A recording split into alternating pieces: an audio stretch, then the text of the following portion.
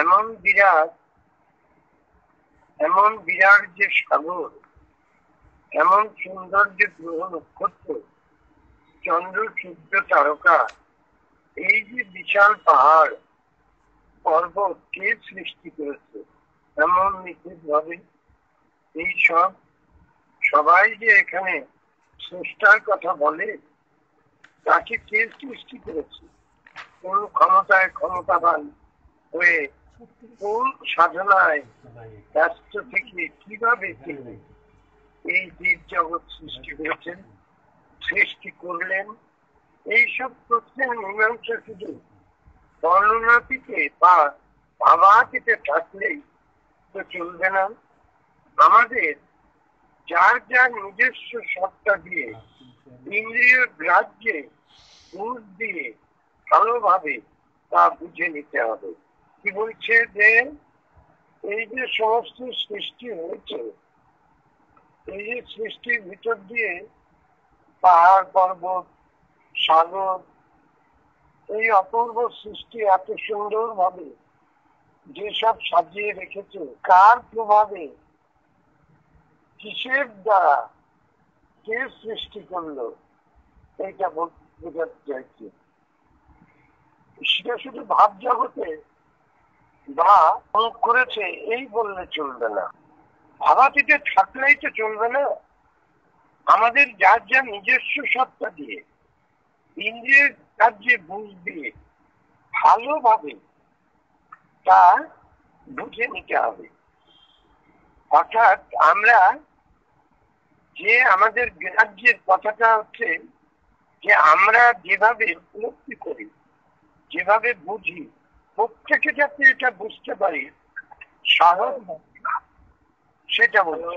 সর্বত্র সবকিছুরই মাঝে থেকেও যে রয়েছে লোক চক্ষুর আড়ালে, অর্থাৎ এখানে কি বলছেন যে নিখোঁজকে, যাকে খুঁজে পাচ্ছি না, যাকে আমরা বুঝতে পারছি না, যাকে আমরা দেখতে পাচ্ছি না, তাকেই খুঁজে বের করে নিতে হবে।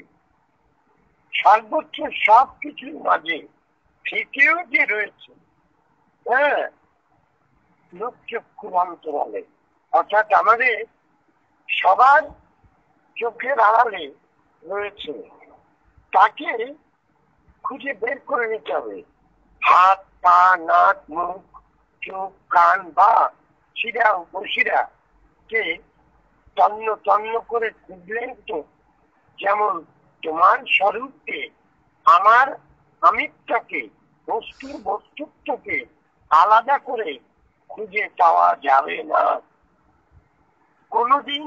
তেমনি এখানে যেভাবে সৃষ্টিকে বাদ দিয়ে স্রষ্টাকে আলাদা ভাবে খোঁজা হয়, সেভাবে কোনদিন তাকে খুঁজে পাওয়া যাবে না।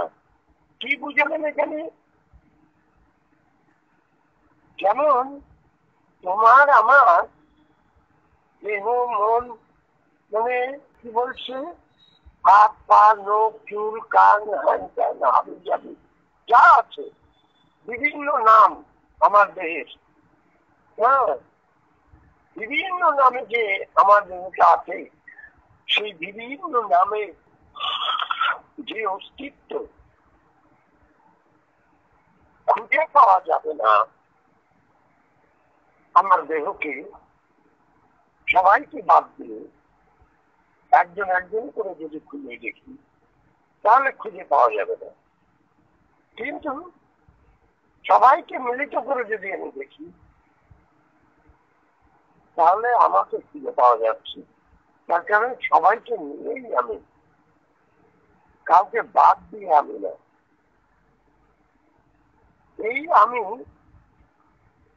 এখানেও ঠিক তাই একই কথা বলছেন, কোনদিনই তাকে খুঁজে পাওয়া যাবে না।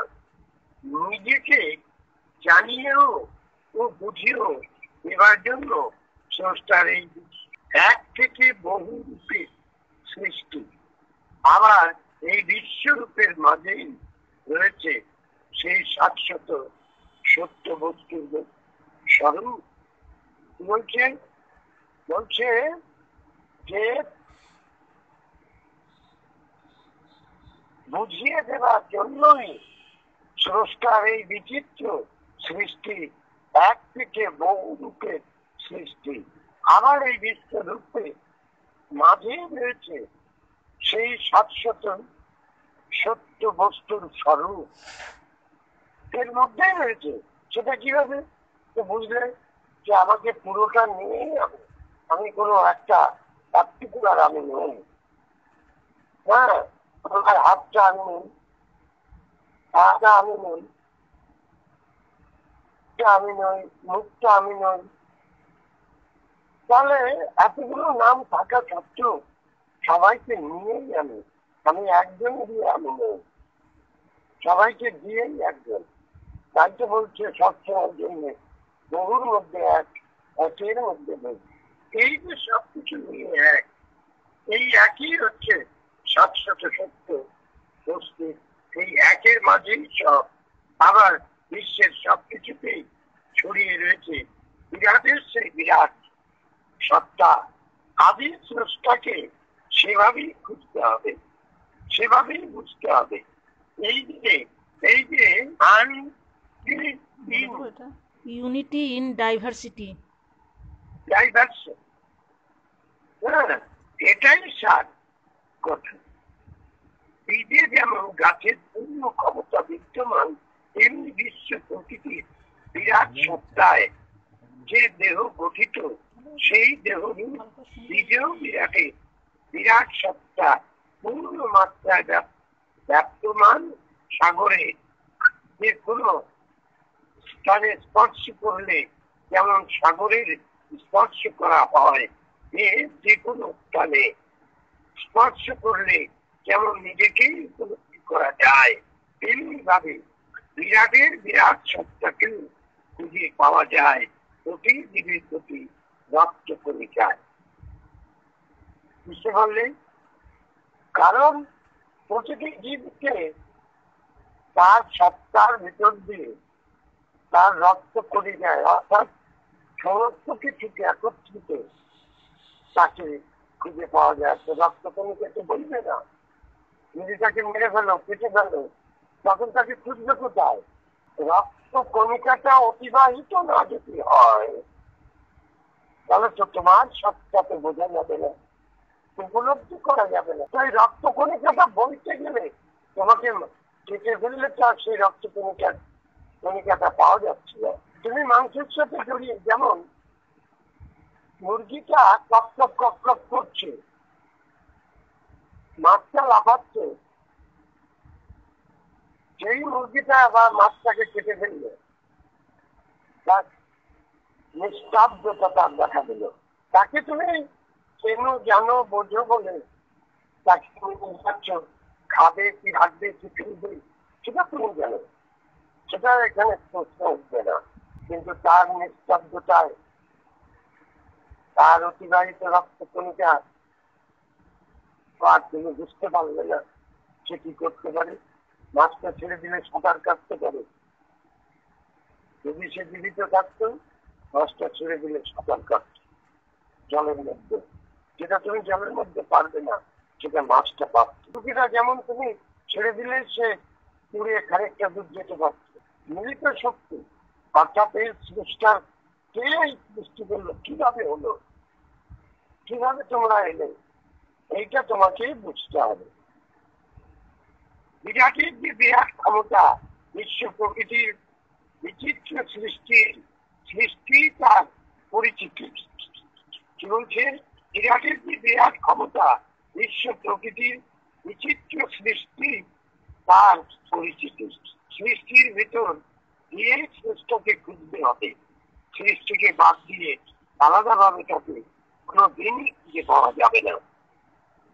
অসীম যে মহাকাশ, তাকে তো সীমানায় আনা চলে না, বর্ণনা করা যায় না।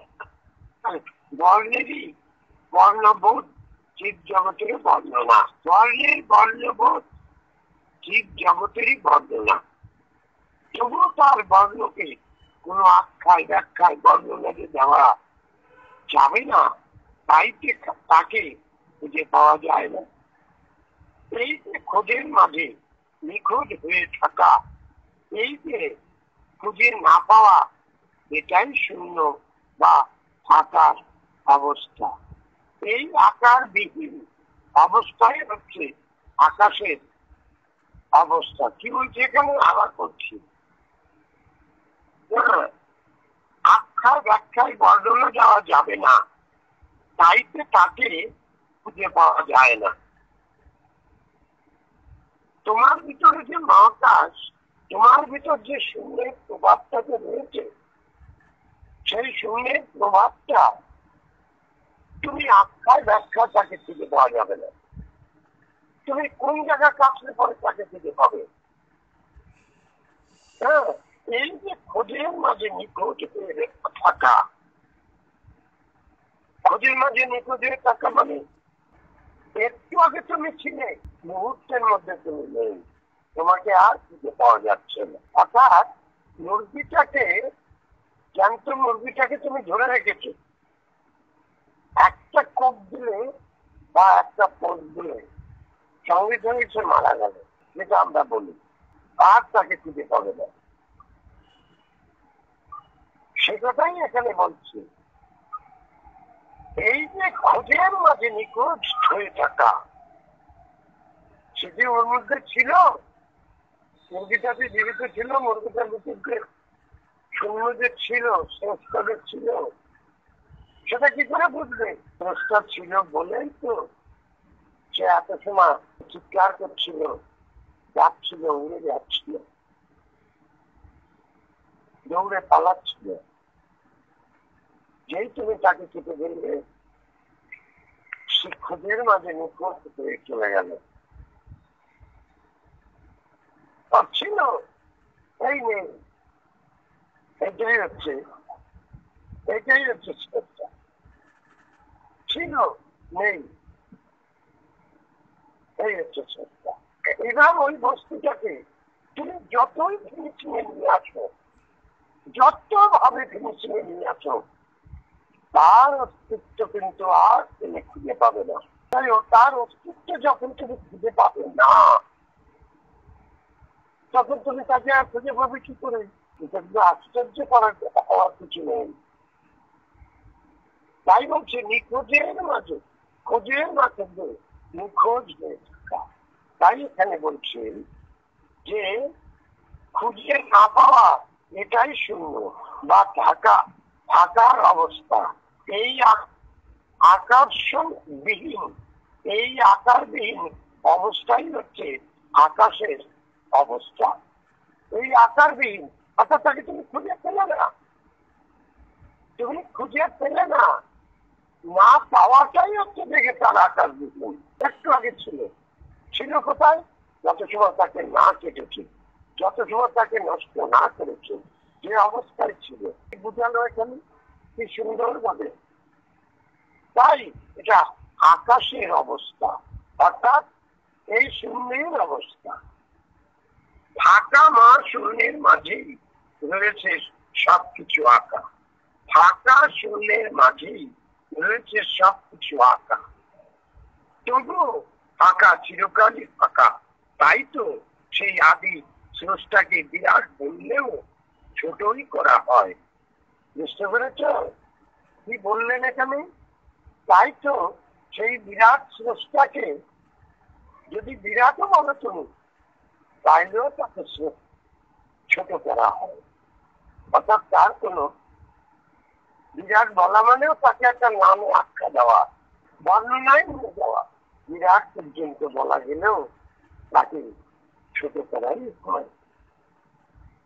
তাই বলছি, তাই এখানে তোমাকে, তোমার তো আর কোনো ভাষা নেই, বিরাট বলা ছাড়া তোমার কোনো উপায় নেই। তাই তোমাকে বিরাট বলতেই। তাহলে কি বোঝা গেল এখানে? আমরা কি বুঝলাম? আমরা এইটাই বুঝতে পারলাম যে নিখোঁজের মাঝে, খোঁজের মাঝে নিখোঁজ হয়ে যিনি রয়েছেন, যাকে ধরা ছোঁয়া যায় না। বর্ণ আছে, বর্ণনা নাই, আবার বর্ণনা আছে, বর্ণ নাই। ফাঁকা মহাকাশ হতেই সৃষ্টি হয়েছে এত রূপ, এত গুণ। এসেছে এই বিচিত্র সৃষ্টি, তাই তো সব কিছুতেই রয়েছে আকার প্রভাব, কাউকেই তাই খুঁজে পাওয়া যায় না। এই যে আমাদের চোখ বলে আমরা দেখছি, কান বলে আমি শুনছি, খুঁজতে গেলে দেখা যায় শুধু শিরা উপশিরা খেলা। সত্যিকারে কে যে দেখে, কে যে শোনে, কে যে বোঝে, তাকে আর ধরা যায় না। দেহের হাত পা চোখ নাক কান সবকিছু ছিন্ন ভিন্ন করে ফেললেও আমার আমিত্বকে আর খুঁজে পাওয়া যাবে না। কিন্তু আমরা যে দেখছি, শুনছি, জ্ঞান পাচ্ছি, অনুভব করছি, আমাদের বাহ্য ইন্দ্রিয়গুলো তা জানিয়ে দিচ্ছি। এই যে নিখোঁজ বা নাই, এর মাঝে আছের বোধ, এটা যেভাবে রয়েছে সৃষ্টিটাও মহাশূন্যে সেইভাবেই রয়েছে। কি সুন্দর বললেন দেখো তো, কি বলছেন যে বাহ্য ইন্দ্রিয়গুলো তা জানিয়ে দিচ্ছে এই যে নিখোঁজ বা নাই, এর মাঝে আছের বোধ, এটা যেভাবে রয়েছে।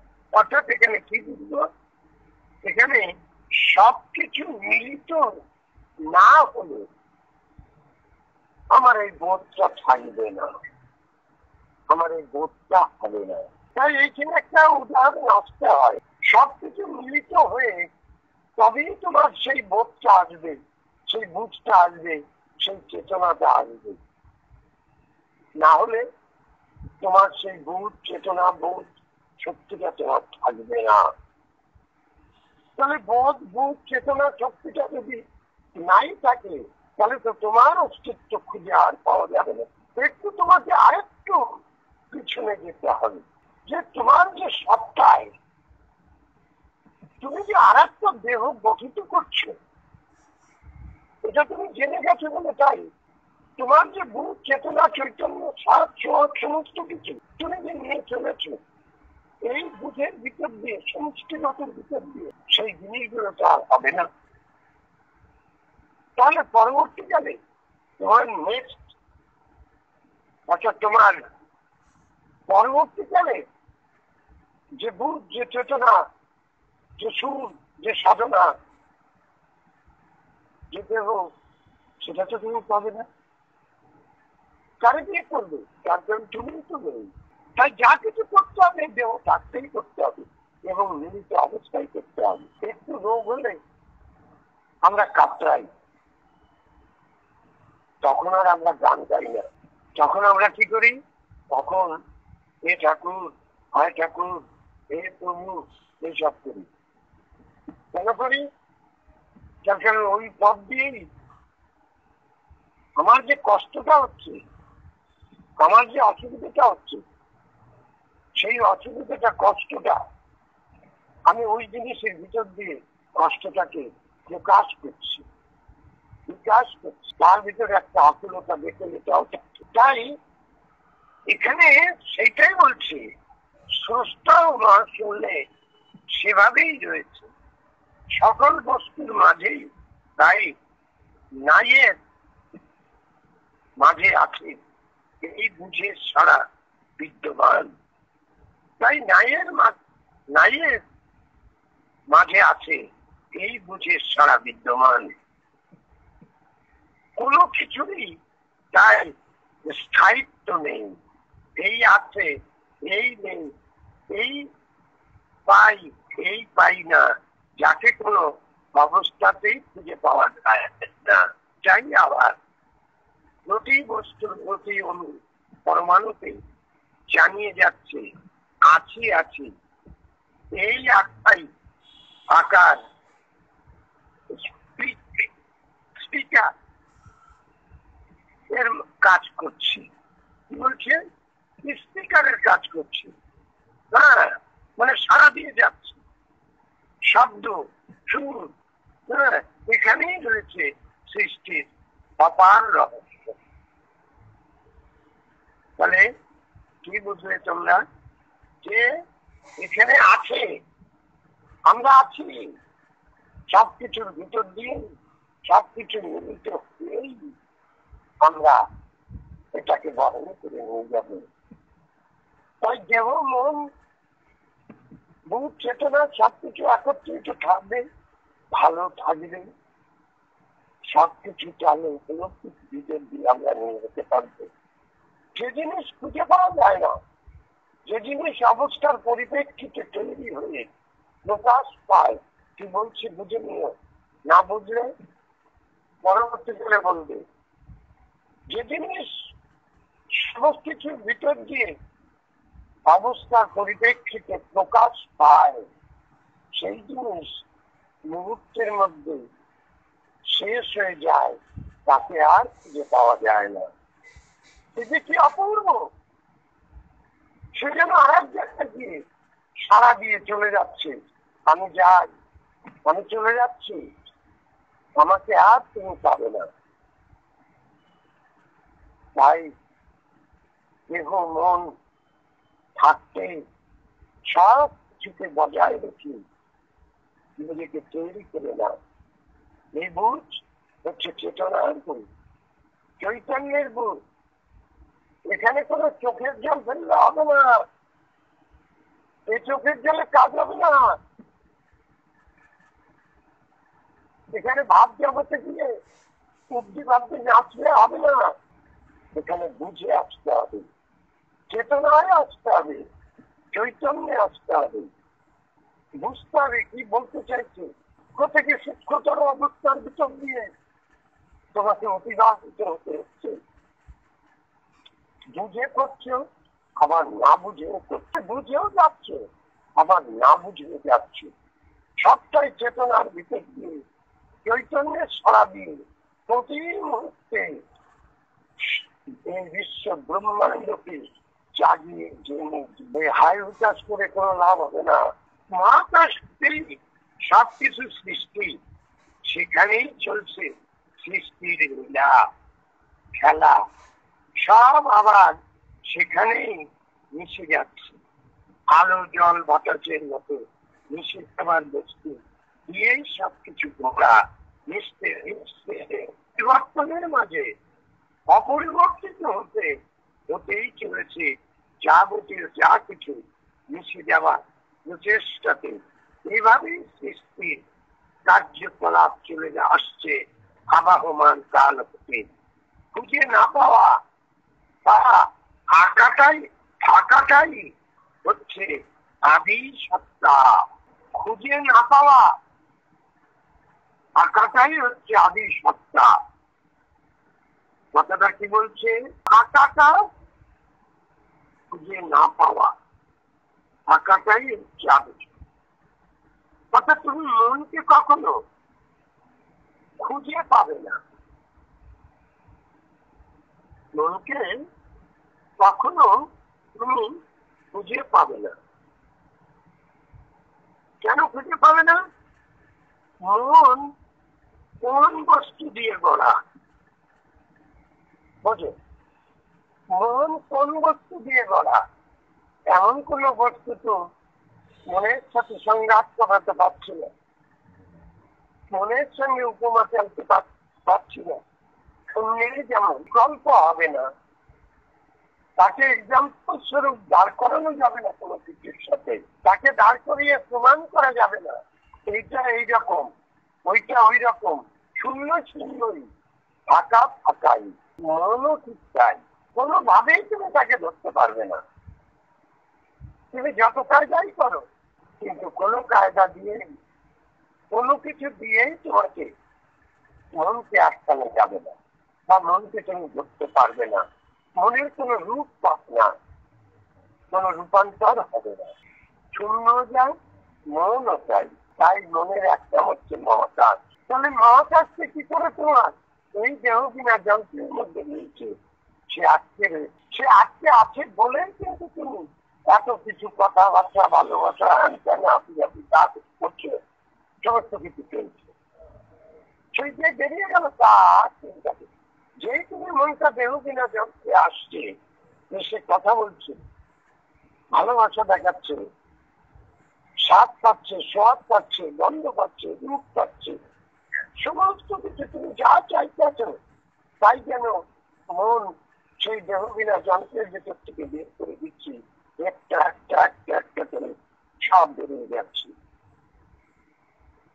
একই জায়গায় থেকে 10টা ছেলেকে ভালোবাসছে মা, 10টা ছেলেকে ভালোবাসছে। আর যদি 10টা সন্তান থাকে তাহলে কি মা কোন অংশে একজনকে ভালোবাসছে আর একজনকে কি আদর করছে না?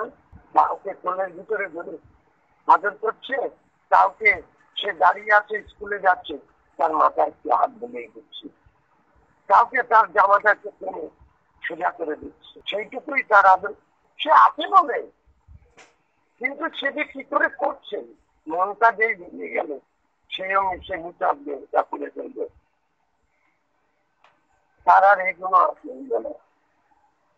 তাহলে বুঝটাও ঠিক সেরকম, চেতনাটাও ঠিক সেরকম, চৈতন্য সাপ সঞ্চার সমস্ত কিছু একই পদ্ধতিতে চলছে। সেই সবই শূন্যের খেলা। যা কিছু তুমি দেখতে পাচ্ছ তুমি দৃশ্যমান জগতে, যা কিছু হচ্ছে সবটাই শূন্যের খেলা, শূন্যই সব কিছু। তাই প্রমাণ করে দিচ্ছে এই সৃষ্টিটা শূন্যের। ঠাকুর বলেছিলেন কথার মালার ভিতর সবকিছু গাঁথা রয়েছে। তাহলে দেখো সেই কথার মালার মধ্যে তোমার সৃষ্টির সবকিছু তুমি পেয়ে যাবে। মহাকাশ হতেই সবকিছু সৃষ্টি, সেখানেই চলছে সৃষ্টি লীলা খেলা, সব আবার সেখানেই মিশে যাচ্ছে। আলো জল বাতাসের মতো মিশে যাওয়ার বস্তু দিয়েই সবকিছু গড়া। মিশতে মিশতে পরিবর্তনের মাঝে অপরিবর্তিত হতে হতেই চলেছে যাবতীয় যা কিছু, মিশে যাবার প্রচেষ্টাতে এভাবেই সৃষ্টির কার্যকলাপ চলে আসছে আবাহমান কাল হতে। খুঁজে না পাওয়া বা থাকাটাই হচ্ছে আদি সত্তা। তাকে পরিষ্কার করে দিলে তাদের আর খুঁজতে হবে না, যে ফাঁকাটাই হচ্ছে আদি সত্তা, অর্থাৎ এই মনটাই হচ্ছে আদি সত্তা। তাই মনটা না থাকলে দেহটা যেমন চলতে পারে না, দেহটার কোনো বর্ণনা হয় না, দেহটা কোনো কাজ করতে পারে না, দেহটা কোনো বুঝতে পারে না। এই মহাশূন্যের জীবটা হচ্ছে সেই রকম আছে, সব মিলিত হয়ে আছে বলেই আকার প্রমাণ, ফাঁকার প্রভাব, এই ফাঁকার সাথে ফাঁকা যে মিলিত হয়ে আছে, এই যে মনটার সাথে শূন্যের সাথে যে মিলতি, শূন্যের সাথে দেহের সাথে মিলতি আছে, আবার মনের সাথে মিলতি আছে। মন এমনই একটি বস্তু, সে একবার ফাঁকায় যায়, দৌড়া দৌড়ি করে ঘুরে বেড়ায়, আবার সেখান থেকে এসে একটা সূত্রে এখানে এসে সে থাকে। কোথায়? না দেহ বিনা যন্ত্রে। কারণ দেখো, যেমন এখানে মন এবং দেহ আরেকটু পরিষ্কার করে দিতে হবে। মন এবং দেহ কি করছে? এই দেহ জীবাত্মা এবং পরমাত্মা দুটো আত্মাই, একটাই আত্মা দুই ভাগে বিভক্ত হয়ে, দুই ভাগে বিভক্ত হয়ে একই দেহের ভিতরে বাস করে। জীবাত্মা এবং পরমাত্মা একই দেহের মধ্যে দুই ভাগে বিভক্ত হয়ে এই দেহটার ভিতরে বাস করে। জীবাত্মা কি করে? জীবাত্মা দেহটাকে সেন্সেশিত করে রাখে, সবসময় চেতনায় চৈতন্যে ভরপুর করে রাখে। তার কারণ প্রত্যেকটা পরমাণু ইন্দ্রিয়, প্রতি ইন্দ্রিয় সব তাকে তো জাগ্রত করে রাখতে হবে। তাকে যদি সজাগ করে না রাখে, নিস্তব্ধতা দেখা দিলে, তাহলে সেই জিনিসটা তো অজানার মধ্যে রয়ে যাবে।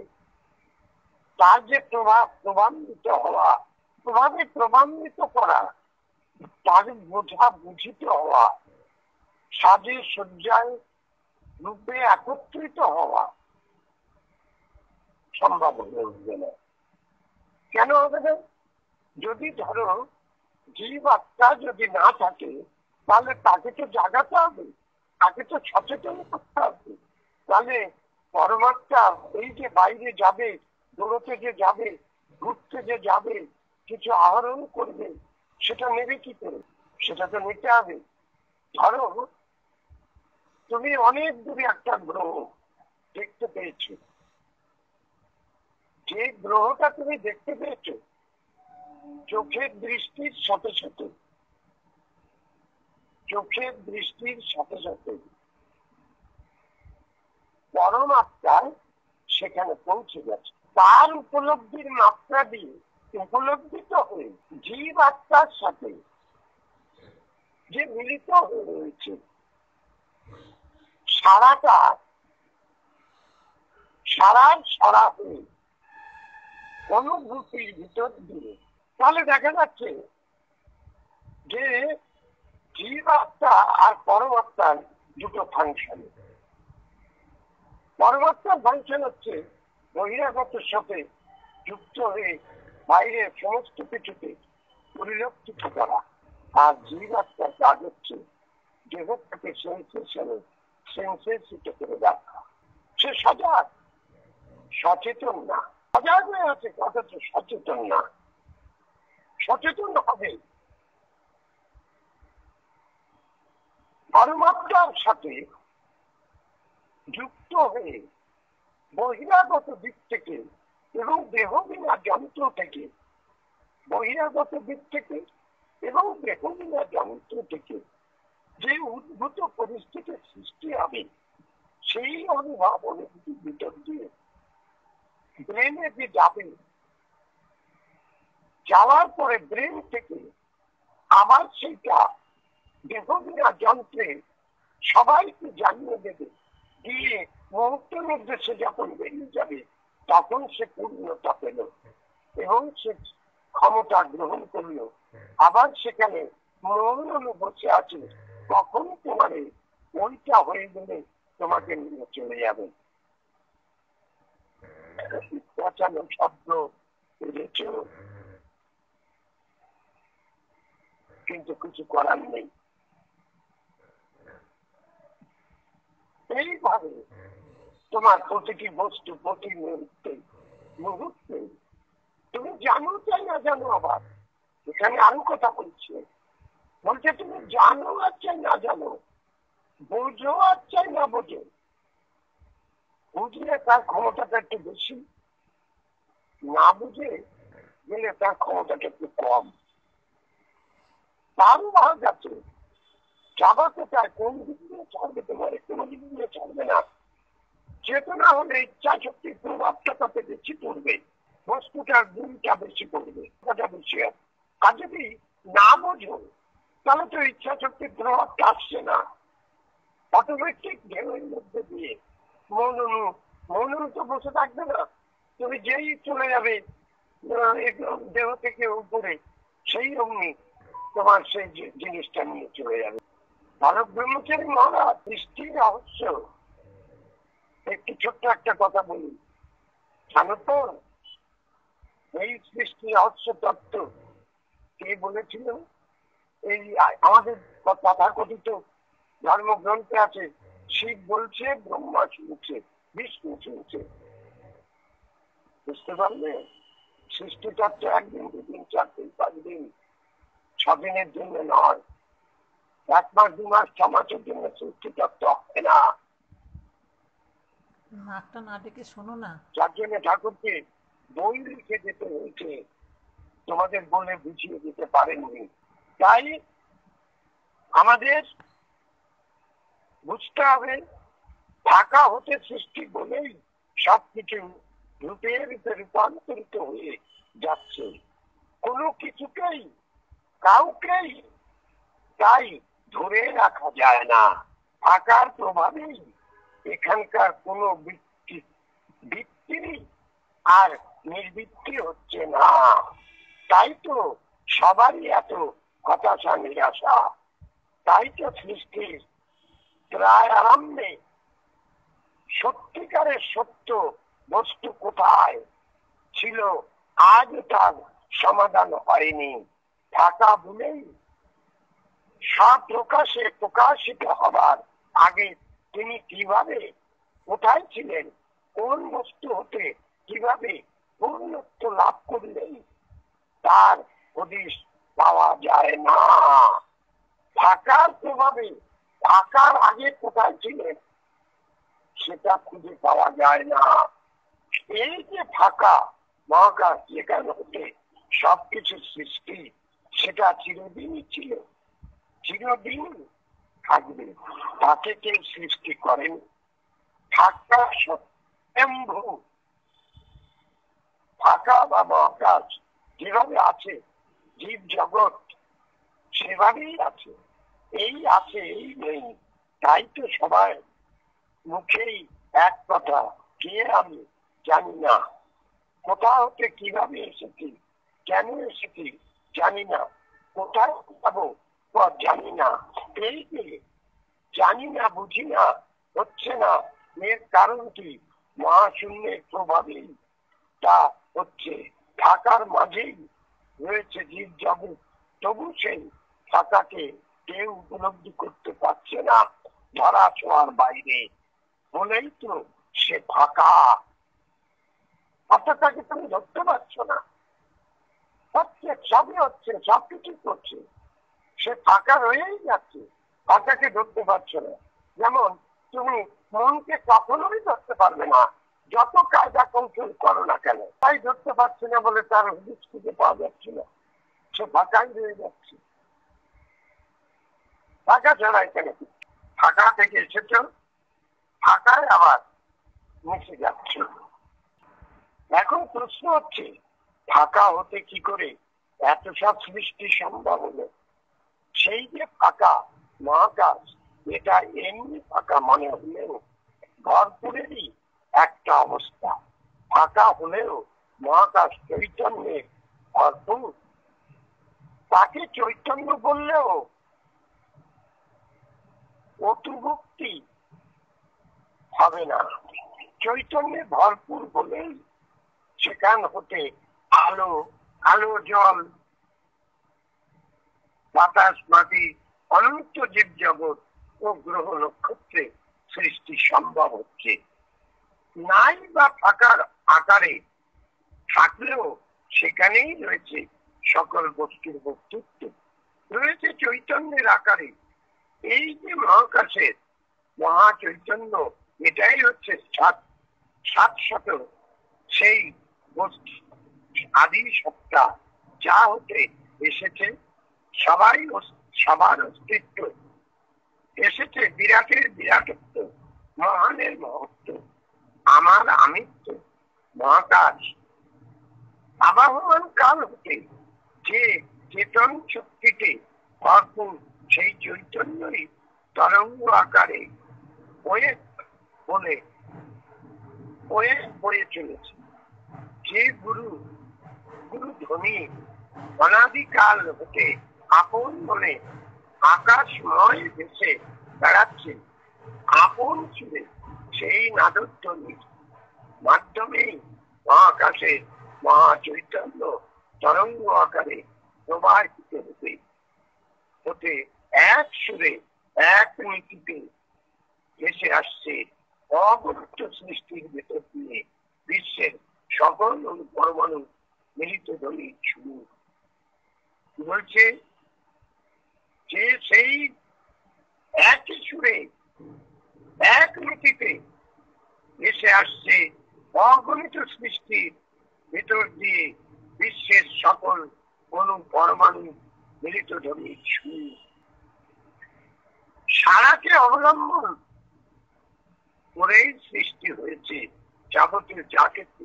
সৃষ্টির ধারায় ধারায় ধারাবাহিক ভাবে প্রতিটি জীবের সত্তা, প্রতিটি বস্তুর বস্তুত্ব মহাকাশের সেই মহাচৈতন্য রূপ বিরাট সত্তার সাথে একই যোগাযোগে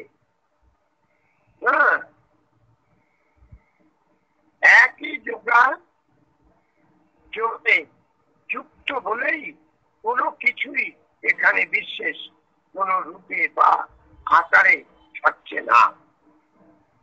কর্পূরের মতো সবই চলে মিশে যাবার মধ্য থেকে পরিবর্তনের মাধ্যমে মিশতে মিশতে এভাবে বিরাটের বিরাট সত্তা হতে সৃষ্টি হয়েছে।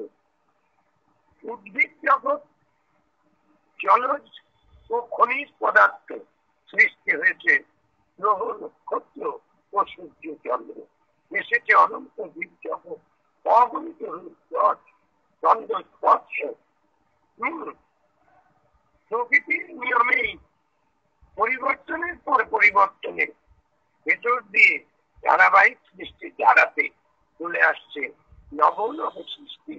একটা শতাব্দী সব কিছু সৃষ্টি হয়ে আসছে রূপের রূপের মাধ্যমে।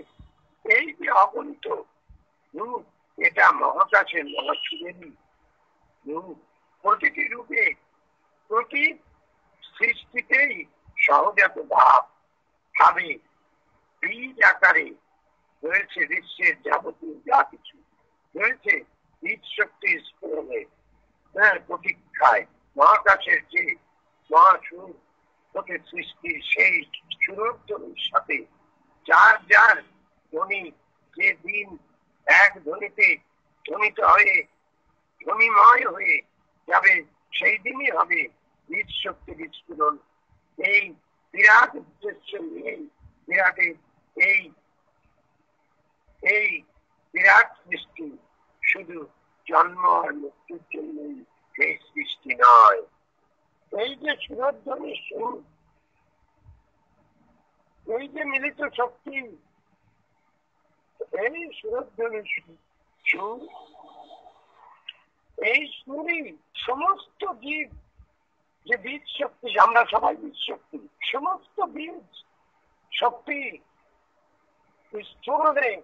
স্থূলিত হয়ে সবার যখন একত্রিত হয়ে বিশ্ব সৃষ্টি, সবাই যখন জাগ্রত হয়ে যাবে, তখনই সৃষ্টির সুরে এক সুরে মিলিত হয়ে যাবে। বুঝতে পেরেছ? কি তত্ত্ব শুধু জন্ম মৃত্যুর জন্যই, এই শুধু জন্ম আর মৃত্যুর জন্যই এই সৃষ্টি নয়। বুঝতে পেরেছ? তাই এখানে আবার বলছে সৃষ্টির সুর আবাহমান কাল হতে গতির মাধ্যমে চলছে। যখন সৃষ্টি হয়নি তখনও চৈতন্যে তরঙ্গ আকারে সেই সুর মহাকাশে বিরাজমান ছিল। মহাশূন্য যেভাবে ছিল, সেই সুর বা সত্তাও সেইভাবেই ছিল। সেই সুরে জীব জগতের মাধ্যমে আজও প্রবাহিত হয়ে চলেছে।